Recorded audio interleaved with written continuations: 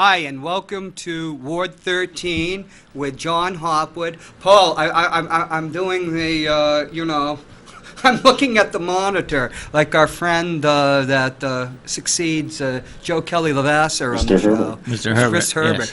Yes. My guest tonight is Professor David Detmer of Purdue University Northwest, and our subject is the great Howard Zinn. And David, Professor, introduce yourself. Hi, I'm David Detmer. I'm a professor of philosophy at Purdue Northwest. And way back in the late 1970s, I was a student at Boston University, and one of my professors was Howard Zinn. And I've just recently written a book about him and about the attempts to censor his work and critics who have criticized it and so forth. Yes, and we also have a guest. I asked Jim O'Connell to sit in because Jim is pretty passionate about educational matters. Yes, indeed. Thank you, John. Thanks for the opportunity to join you, and it's nice to be introduced to you, David. I look forward to a good conversation.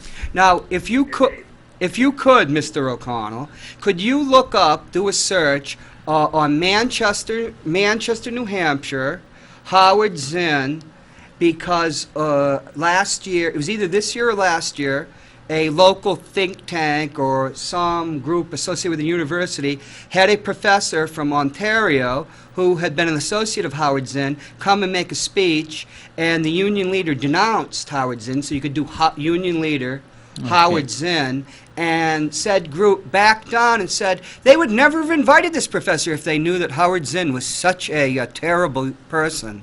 What group was this? All you have to do is union leader Howard Zinn, and it'll come up. But there's a connection between Purdue and censorship of Howard Zinn, is there not, Professor Detmer? That's right. In 2013, a reporter for the Associated Press did a Freedom of Information Act search of the emails of Mitch Daniels, who had been governor of Indiana, and found that in 2010, Mitch Daniels had sent an email to his subordinates saying that he thought Howard Zinn's book, A People's History of the United States, was just a terrible book.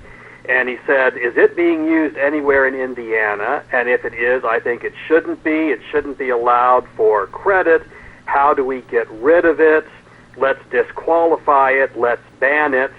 And then the connection to Purdue is that by 2013, when this came out, he had just become president of the whole Purdue University system. So there was quite a lot of attention in the press, this new university president having been exposed as someone who tried to censor the teaching of a history book. Now, Jim, I found this. I found the editorial from the Union Leader. Would you like to read it, Mr. O'Connell? So this is from October the 11th, 2017. It's a editorial from the Manchester's Union Leader, and its headline is "Civics: A Questionable Keynote." America's experiment in democracy is never more than a generation from failing. That is why giving children a solid education in civics is vital. A recent survey from the Annenberg Public Policy Center found more than a third of Americans cannot name any of the rights guaranteed under the First Amendment, and only a quarter could name all three branches of government. The New Hampshire Institute for Civics Education is helping to bridge that gap by providing workshops for elementary, middle and high school teachers on how to improve civics education. But the Institute didn't do its homework before inviting the keynote speaker for Friday's middle school workshop. University of Ottawa professor Joel Westheimer preaches left-wing ideology over history, activism over facts. The foreword to his most recent book was written by radical Howard Zinn. Westheimer is a colleague of Weather Underground terrorist bomber William Ayers. course, who's associated with Right. that other terrorist, Barack Right. Obama. Yeah, of course, yeah. So Institute Chair Mary Susan Leahy says the board didn't know about Westheimer's associates when he was asked to participate in Friday's seminar. Inviting such a speaker does not invalidate the Institute's good work. We would suggest picking future speakers who focus more on history and less on political activism. 2017, Manchester. There you go. Paul, could we see the short movie I have, which I call Our Favorite Teacher, which is just for people that don't know Howard Zinn, who is the author of the best-selling history book in all time, A People's History. Whenever you can, roll it. I will. Since you can't see it, I'll talk. I'll tell you what the pictures are of. It's Roz and Lieutenant Howard Zinn in his U.S. Army Air Force uniform, Roz being his wife. There's Howard, Lieutenant Zinn, in front of his B-17 bomber. He was stationed in Diss, England, DISS. Here he is, Professor Zinn, at Spelman College, a college for Negro women in Atlanta.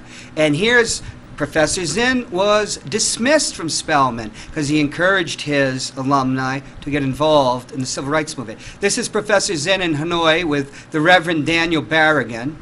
Here's Howard at a Vietnam protest, which would figure later in his life during the BU strike. There's the BU strike, Dave, of 1980, which I was involved in. There's I remember that. Yeah, Howard with AAUP, and of course there's the 65 of the other union, and there's my favorite paper, Daily Free Press, which used to pillory me. I was the president of the College of Liberal Arts Student Government.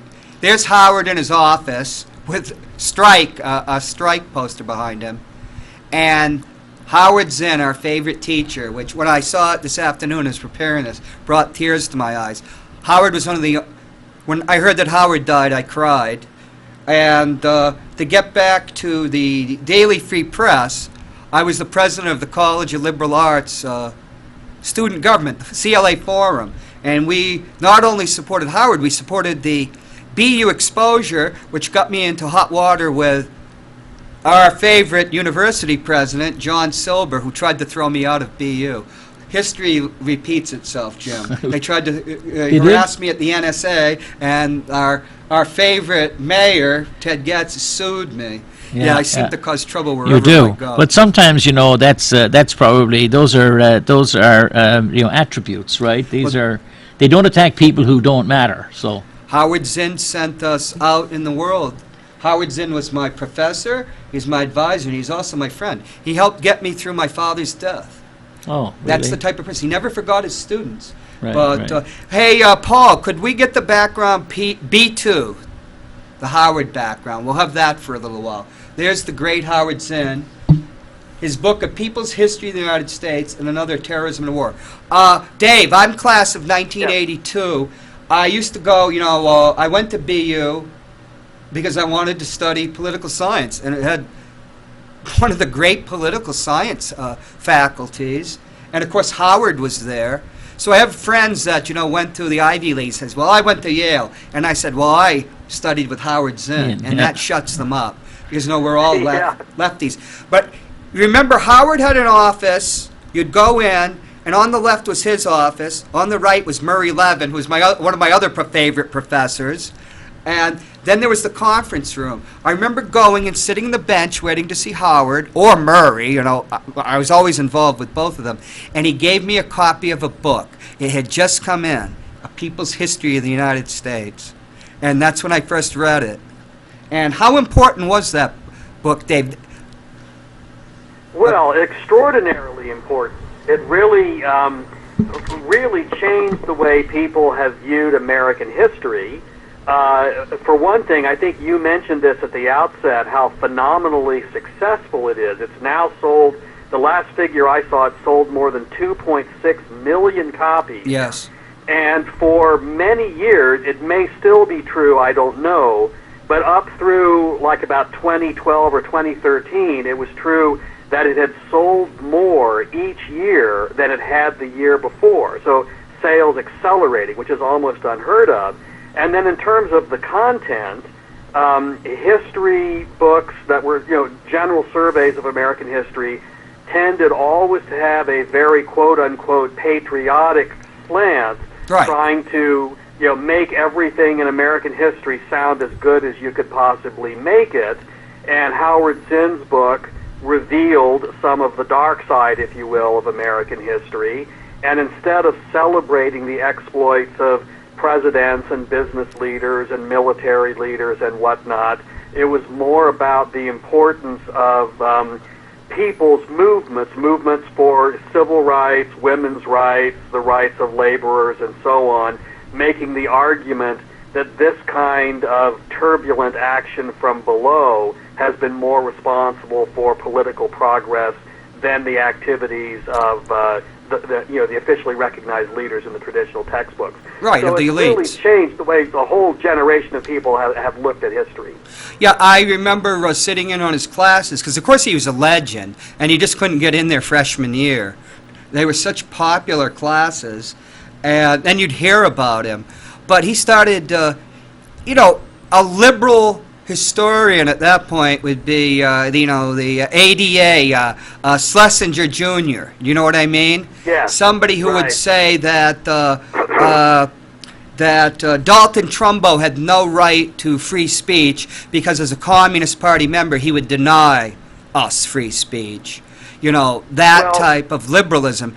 And then you're in Howard's class, and he and I came out of this working class community here in Manchester, which, as Governor Dukakis said before King beat him in what was it, the '78 election, that Massachusetts and New England were turning into the new Appalachia.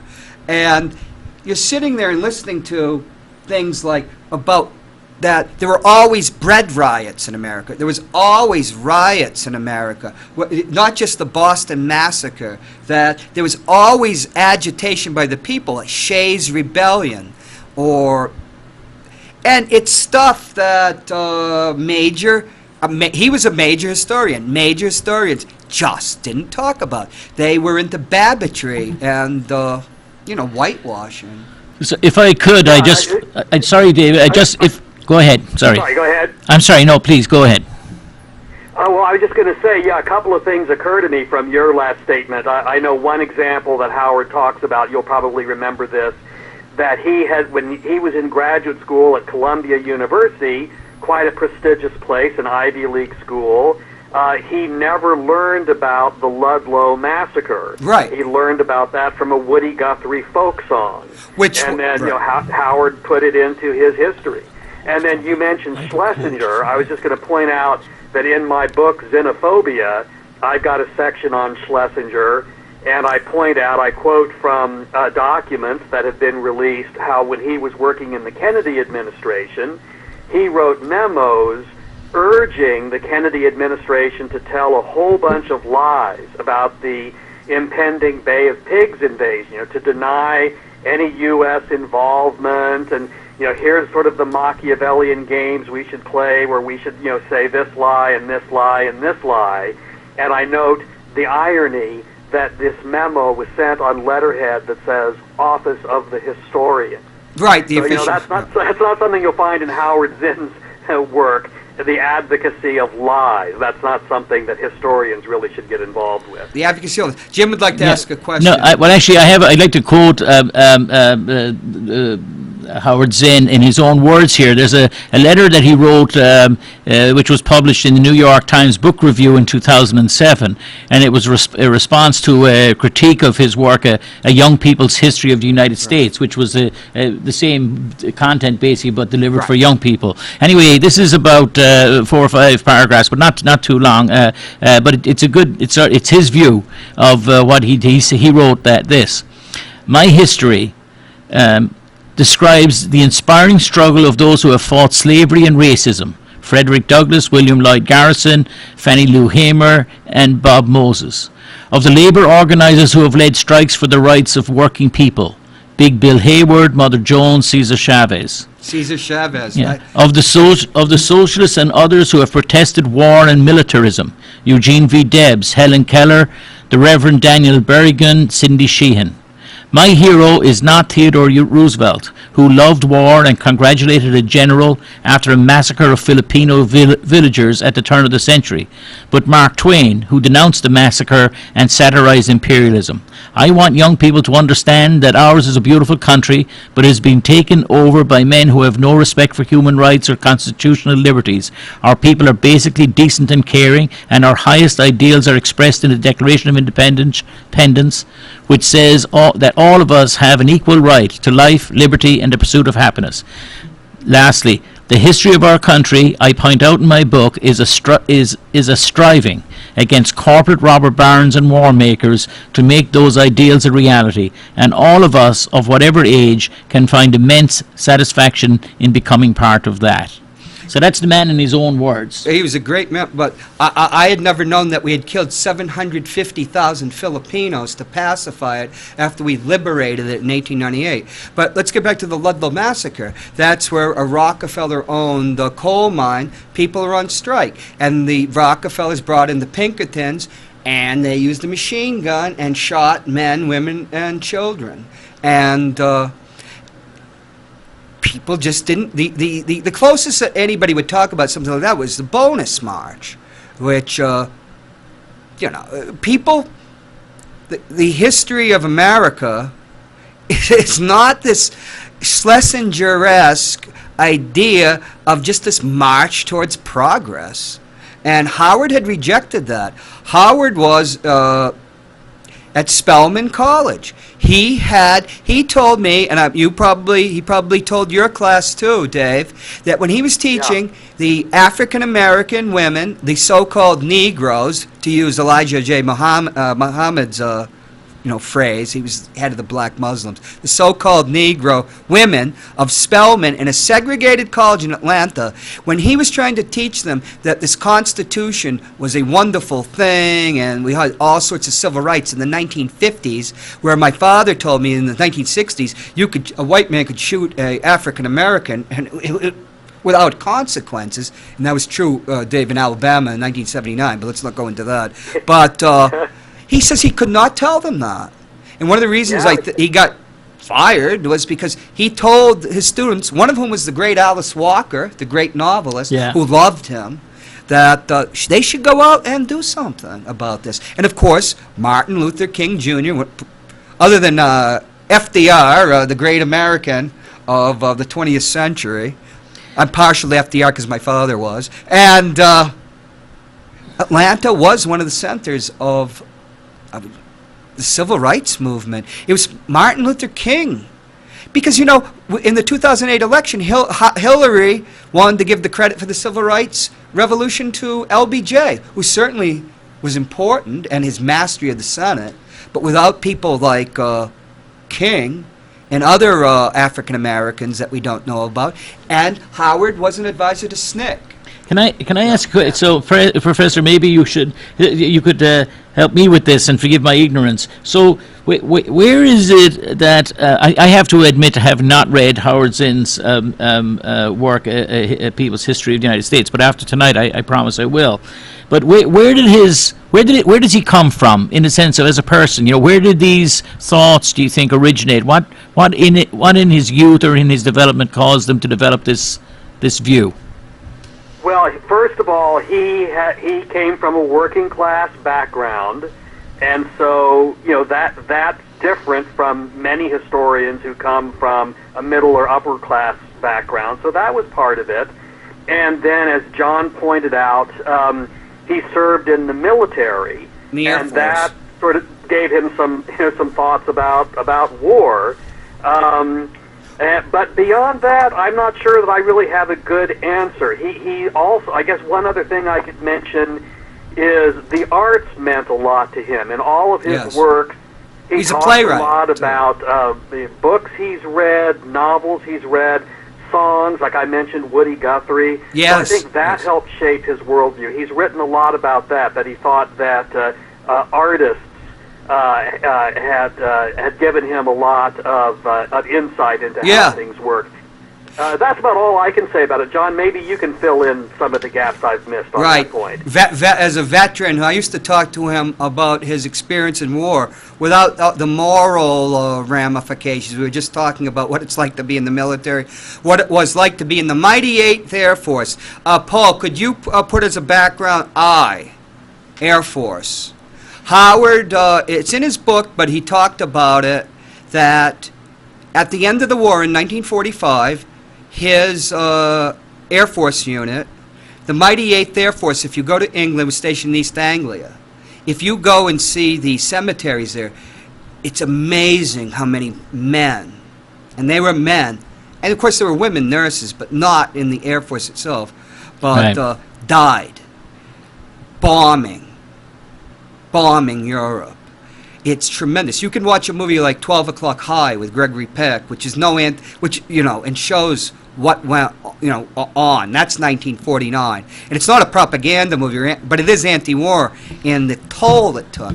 And then afterwards, after the war, to find out with the research that the bombing did very little, that Bomber Harris of Great Britain and the Royal Air Force, who advocated that type of bombing, was wrong. And it took till Thatcher became, and they knew it, Thatcher became Prime Minister.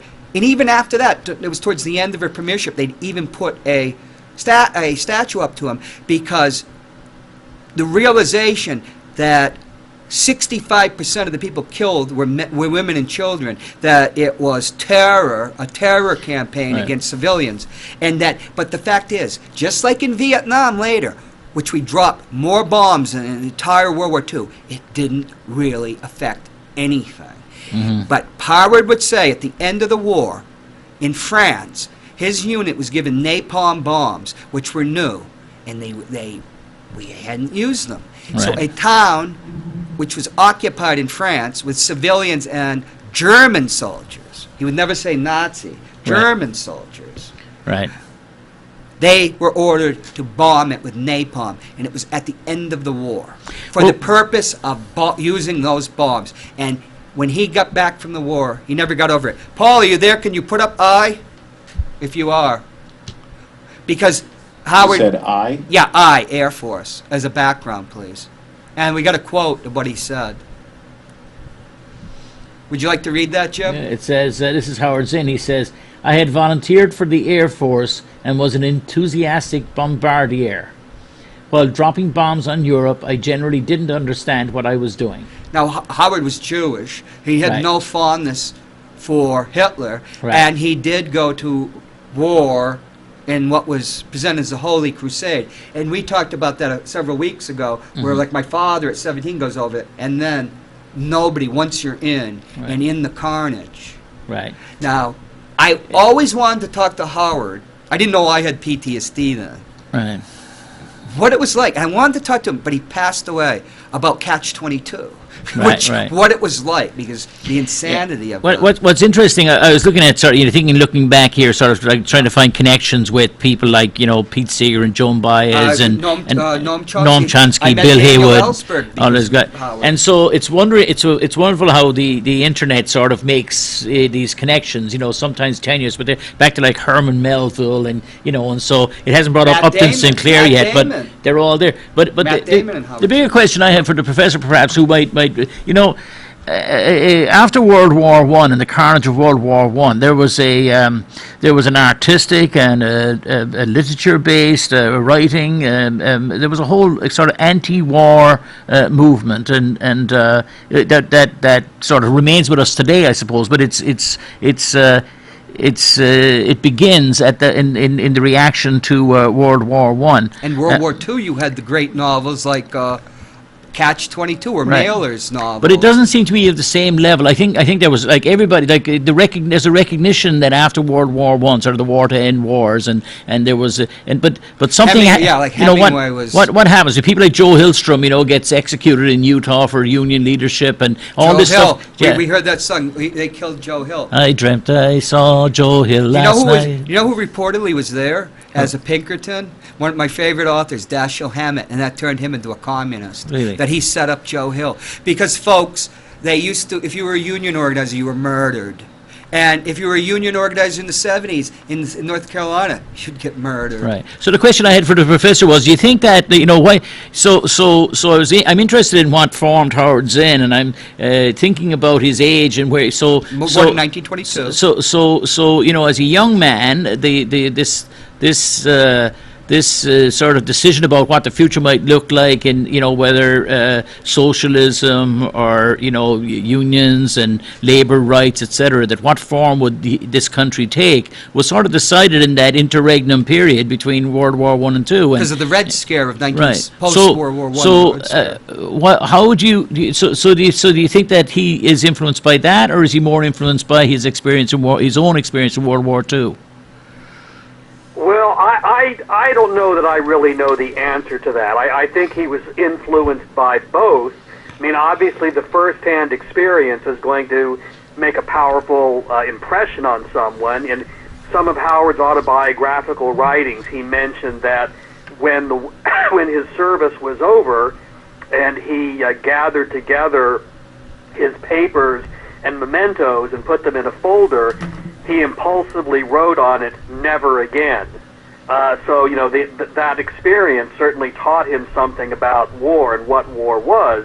But by the same token, as I mentioned before, he was always a voracious reader and also someone who paid attention to all of the arts, including music and so on. Movies. So I think the anti-war literature that you're talking about after World War I, I'm sure that also would have had a big effect on him.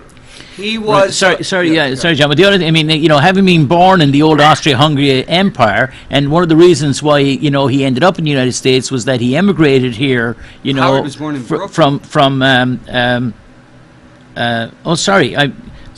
Born in Brooklyn. I'm sorry. I talked about his father, Eddie Zinn, was born in the Austria, and he and his mother. They left Europe immediately in advance of World War I. And so you can picture like a guy growing up in Brooklyn, but his mom and dad sitting around the kitchen table are talking about, the terrors of war in Europe and how the great powers have destroyed things. Dave, I got a good story for you. Yeah. I was just out at Fenway Park seeing the Red Sox, and I was going on the subway. And I just noticed that when I was a kid, everybody's reading a newspaper, and your better off people were reading hardback novels, and the less well off might be reading a paperback. And nowadays they all everybody's got a personal, telecommunications device right in front of their hand, and nobody looks at anybody. There was just one person other than me that didn't have one. And I remember coming to BU and reading John Ehrlichman, who had been Nixon's chief of staff, or no, that was Haldeman, but he was, Haldeman and Ehrlichman, who went to jail for the Watergate conspiracy. And we all have to remember that the CIA and the FBI investigated and harassed Howard Zinn, who was one of the major anti-war Vietnam War protesters. And I saw that one of the characters' names was Edward Zinn. And I remember, that's so funny you said that. I remember telling Howard that when I was at his office. He said, "That's funny. That's my father's name." But Howard, I don't know. He wasn't on the enemies list, but if he wasn't, he was close to it. Yeah. Matt Damon mentions A People's History in Good Will Hunting, which won the Oscar for Best Screenplay. He was his neighbor as a kid, and he said there were always surveillance of their neighborhood because of Howard. And I remember Howard talking about the thing about what was it? They always said to me, "Oh, you're paranoid. Oh, you're paranoid." And then he did a Freedom of Information Act, and they'd been spying on him for years and harassing him. Right. John Silber... Yeah, go ahead, Dave. That's really interesting. You guys, John, I'm sure have probably seen the film about Howard. I think it has the same title as his memoir, "You Can't Be Neutral on a Moving Train." You've seen that, right? Oh yeah. You probably remember in that there's a really wonderful clip of Howard speaking on the Boston Common. I think it's around in 1971, if I remember. It's an anti-war speech. And there's a part that I thought was very powerful where he directly addresses the FBI agents circulating in the crowd. Yeah. And he says something to the effect of, you FBI agents who are there, spying on this and reporting, don't you see how undemocratic this is? I mean, here we are, supposedly in a free country, discussing political issues openly, and you're acting like it's some sort of crime. Don't you see how undemocratic that is? And I also at BU, he would sometimes, after a talk, sort of walk up to one of these agents and say, may I help you? And they'd sort of scream and walk away. Oh, in fact, he told me to be wary. I'm not going to tell you what he told me. Give you tips to avoid agent provocateurs and stuff like that. But you have to remember what that war was like, and that the FBI at the time in 1968, Daniel L. We're going to have you back. Believe me, we got to get Dave Colapinto and other people on that we know, because this history has to be told. I remember when we had the BU strike, and we were in the student government, and I don't know. I got into his class early. I must have been like a sophomore. I probably wasn't even a junior, and all this stuff's going on because John Silber was.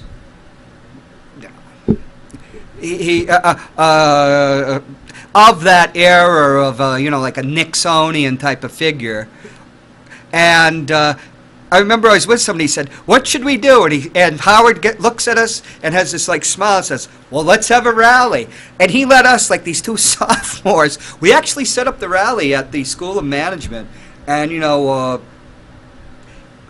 that was when it was just before it was for the BU5. And I don't think we can come back and have a show about that and the strike, which was unprecedented when the teachers' union went on strike, and simultaneously the clerks were on strike.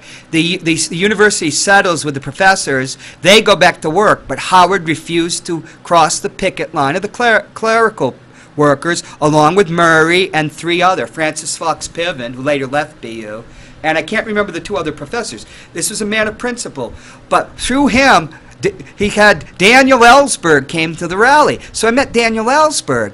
And that's when I was finding out that Noam Chomsky was a good friend of Howard. And they helped hide the Pentagon Papers. I guess there were 4 or 5 sets, and him and Noam hid one, so they'd be there.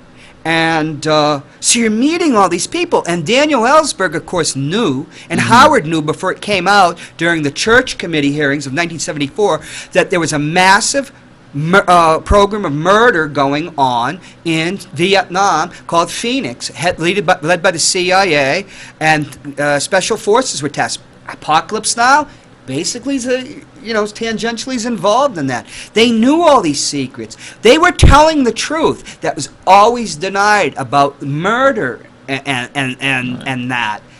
Well, war is a messy business, right? And we all know that. This is a colonial war. Right. Well, see, Howard. I could write a book on that myself. Oh, yeah, being from Ireland. Yeah. The black and yes, tans. absolutely. And he was out the moral outrage, because you go to war to fight for democracy against evil, and then your country, you come back, you have another Red Scare, which it wasn't directed against the communists, it was directed against New Dealers and people. Right. And as we see everywhere, who jumps in? Somebody like Schlesinger, a great liberal, will jump in to save his own hide. Right. But right. Well, it's interesting reading about Howard's early life, and he with his work the Apprentice Association in New York, and he started working the shipyards as an apprentice. Which you're from a place. I know the shipyards too. I was in and out those gates back in the day when people were in flat caps with lunch boxes under their arms, walking out with the hooter covered in dirt like coal miners. Without World War II and the GI Bill. Well, he wouldn't have gone to school. Zinn goes to school on the GI Bill. But going back to so his early formation thing again, right? So as an early prior to that, being an apprentice in the shipyards in New York, and then as it turns out, the apprentices couldn't unionize at that time. So Howard Zinn and some others started an organization called the Apprentices Association or something, and so he saw the abuses of young people starting off in the trades, and that's a lifetime's lesson right there. He was there when the professors were organizing, because John Silber changed higher education. His attitude was, and he would even say, this is a car factory and students are just cars. And at the time, who was the president of Harvard? his name escapes me. When Dave. And they were Was it Bach or was that later? I think it might have been I Bach. guess I don't remember. But we don't remember him, but Silber. He was appalled by Silber because professors are supposed to have certain freedom. Like in an English university, they are the university. Could I offer a little anecdote just from today's news, because it sort of gives hope for the next generation, and that people are still fighting for truth, justice, and right. There's a young man from Manchester who's 20 years old. He graduated Central High School the year before last. He was a guest on CNN today talking on the Brett Kavanaugh issue. Oh, was he at St. A's last night? He was no, but he's at Harvard and he writes for the Crimson, and he's been part of students there who've been agitating the university to withdraw Brett Kavanaugh's teaching position for next year. He teaches on the court. Yeah. And so he was on ABC News this morning, or he was mentioned on ABC News this morning, but he was a full-on panelist on CNN today. And I'm thinking, what a fine young man, Aidan Ryan from Manchester Public Schools out there fighting the fight. So Howard Zinn, John Silber was always trying to fire Howard Zinn. There has to be freedom. Right. My point, though, John, was just that, like, sometimes you think, when I hear people talk about young people of today, and when I spend a lot of time talking about education, as you know, and they sort of malign this generation, and they're all looking in their phones, and they don't care, and Paul! The truth is a lot different. Paul, if you're, can we get what, C? I've got a red background and a black background. Howard said, there we go. Do you want to read that, Jim? Okay. And then we'll go back to Professor Detmer. Okay, so this is Howard, a quote quoting from Howard Zinn, right? Read it into the microphone. Okay, from you can't be neutral on a moving train. He says social movements may have many defeats, failing to achieve objectives in the short run, but in the course of the struggle, the strength of the old order begins to erode. The minds of people begin to change. So your point, Jim, is that this kid being active and fighting against what he sees as tyranny is hopeful. What would you say to that, Dave? And is that the reason why they don't want Howard Zinn in the schools, to give anybody the idea that they can affect change? Well, I think that's certainly part of it. I think in other cases it's that they want people to be quote-unquote patriotic, to think that their government is always doing right and all of that sort of thing. And then also in some cases they see a kind of history that's different than what they're used to, and then they just assume that means it's wrong, that it's propaganda rather than good scholarship. And in fact, going back toward the beginning of the show when you guys were talking about the complaint in New Hampshire about someone speaking where Howard Zinn had written the foreword to their book or whatever it was, about how, we want people who do history, not activism or something like that. And this is this idea that somehow if your perspective is the dominant one, it's not a perspective at all. It's just the facts. It's just subjective. Whereas if you have a different perspective, now you've got a perspective which shows you're biased. And that's just ridiculous. History is something that you have to argue about. You have to interpret. You have to make a case for what's important, what's not important, what should be focused on, or what's not. And if I could just give an example really quickly.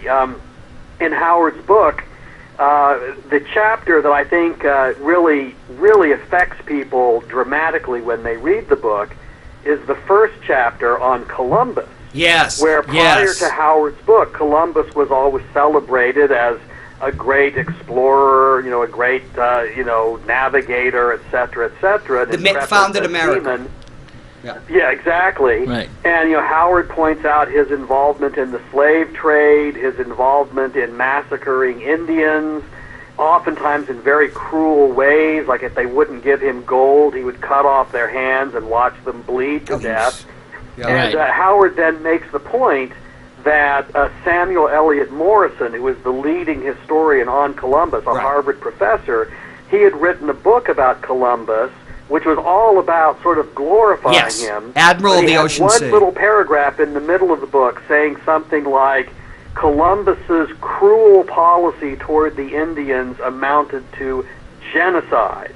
So he admits it's genocide, but to him, that's something worth mentioning in passing in one paragraph in the middle of a 500-page book. Well, that's not ideologically neutral at all. And so the standard history was not ideologically neutral. It took a view about what was important and what wasn't. And it's perfectly legitimate for Howard Zinn to come along and say, you know, genocide is pretty important. Maybe we should focus on that when we're talking about Columbus.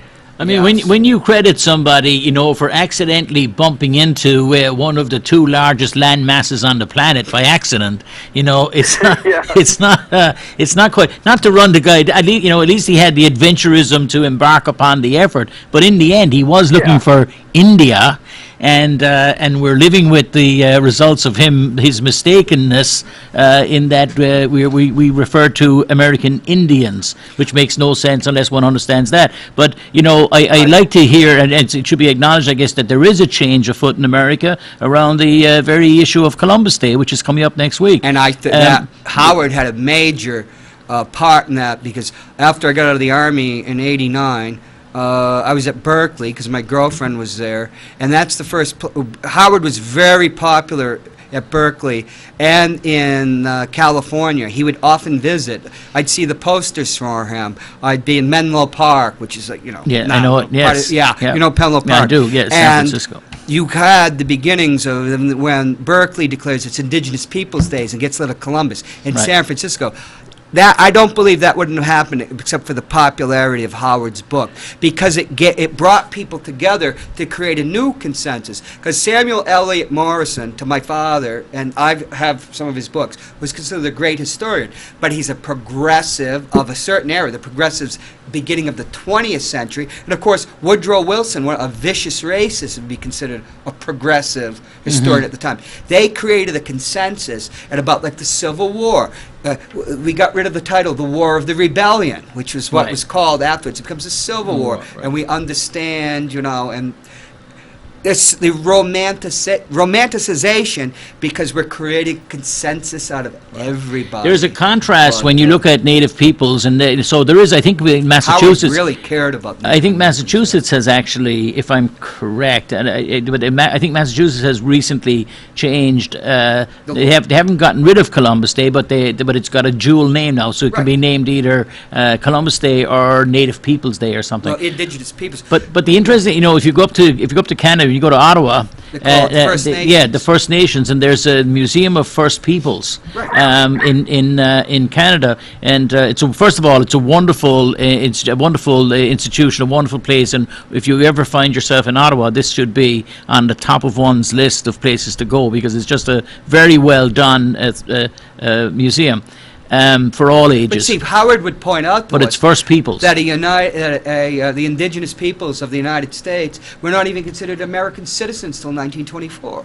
Right. You know, or it could be 22 or 24. Yet they have to go to World War I and that they were systematically robbed, and his being in the South dramatically affected him too. Well, Can we just talk about Howard, because we'll have him on the ahead. show about, because Yep. he's a fascinating person.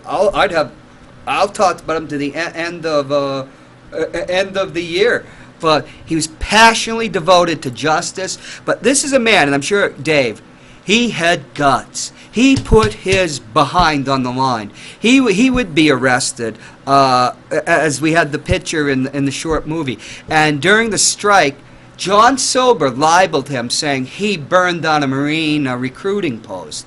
And Dave, this is a story.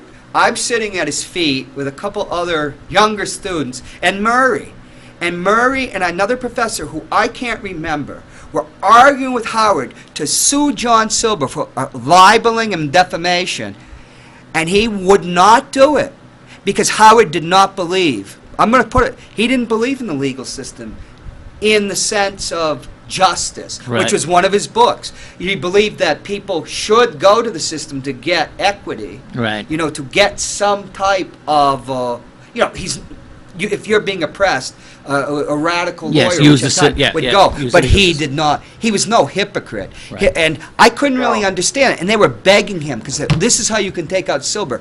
But that was his principle. And I could never understand it. And then I get sued. And I'm put by a John Silver-like character up here called Ted Gatzis, right. who covered up a rape. And I don't have to get you in legal Yes, jeopody by yes, saying yes, that. yes. And which nobody I- talks about during this election cycle. Mm-hmm. And here I'm going through that. And then I understood what he meant because of the hypocrisy of the system. I could, if I told you all the details Yeah. about that and what I'd like to go back to, if I could just go but, back to David. this was a man with guts. Yes. And he put it on the line. And he asked his students to do that, didn't he, Dave? He absolutely did. And, you know, there's a famous story about Howard that shows the guts he had, and that is when well, I'm getting ahead of myself. Yeah. He was asked at one point to speak at an anti-war rally, and he agreed to do it. And then he found out that the rally was taking place in front of the very hotel, I think it was, or the very building where the board of trustees was meeting to decide whether to give him tenure or not. So naturally he would have an incentive to withdraw, but he decided, no, you know, I've been asked to speak, this is an important topic, I'm going to do it. So he went ahead and did it and gave an anti-war speech, and they gave him tenure anyway. But yeah, he showed over and over again that he had guts. He wasn't going to back down from anybody. And he, as John, you mentioned, he went to jail many times. Yes. And so, yeah, he was a man of tremendous integrity and tremendous courage. And I'd just like to say something. People ask me, even a day or two ago, why are you the way you are? Why won't you back down? Howard Zinn, aside from my family and the women I've loved, was the most important person in my life. And I like I said, I cried when he died. The only other person when Joe Sullivan was a local teacher at West, Oh, when I right. heard Joe died, oh my God! Let me just jump into the other thing. You know, he in his works Howard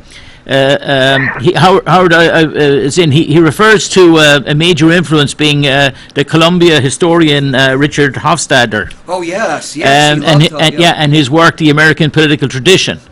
That's and he true. said that made the most lasting impression on him, and he included it. Is it quoted here? It says Zinn regularly included it in his lists of recommended readings. How George Hofstadter Will was one of hates his him. professors at Columbia. Correct. Hofstadter was one of his professors. Also, just to get the list on here of his professors at Columbia are Harry Carman, Henry Steele Commager, Right. and David Donald, and then of course Richard Hofstadter, who was his. Who was one of my great historians. And his book, the American Political Tradition, and And the anti-intellectualism in American life, which is, if you haven't read that, Jim, that'll explain. Well, and of course, and here, you know, Zinn is quoted after the election of Barack Obama that Obama, you know, his election fits the pattern of this, you know, the in American. The American political tradition of conservative versus liberal, and you know, nationalism and versus capitalism, and capitalism, and the various characteristics of the American system. And he says that Obama would have fit the pattern, is what Howard Zinn says. Well, I was taught by Howard and Murray that it's just one party, two wings. Right. Really, that was his. Well, Right. Murray was probably more. Murray would say, to the people fighting that the crumbs fall to, it's very important. Right. But this is not a This is not a democracy like you're being taught. This isn't a parliamentary democracy. Well, it's very difficult to divide all of history, or 330 million people, or any other large thing or group. We're talking into about two. Howard. No, but I'm saying to divide the things into Yes, two. but in the it's always Howard just would say, because there was also about the People's History was also a TV series. I went to the taping. The last time I met Howard was at Roz's funeral, but I had met him there, Dave. And he was that if we had lost the American Revolution, it would have been better because we'd had a parliamentary system and it's more democratic. And I absolutely believe that Canada's more democratic than the United States. We have a ridiculous system with an electoral college that's Howard was no big believer in the Constitution. Charles Beard was very important to him, if you know about Charles Beard, the Yep, economic yes. interpretation. And I agree with him totally, because our Constitution is a farce, the Electoral College. Look at the buffoon we've got. Now, parliamentary systems aren't perfect, and we would want a parliamentary system with not just first past the post, but some type of, proportional Right. representation. But this idea that we live in a democracy, look at the buffoon that we have now. And look at the buffoon we had with Nixon or LBJ, who could just go to war and massacre 58,000 American troops, mostly men but women too, died in Vietnam. And I have friends that are still disfigured by that war. right, And here's right. a man that went to Hanoi in 1968 with Berrigan to negotiate the release of a flyer. This guy had guts. Right. And, you're talking about this stuff.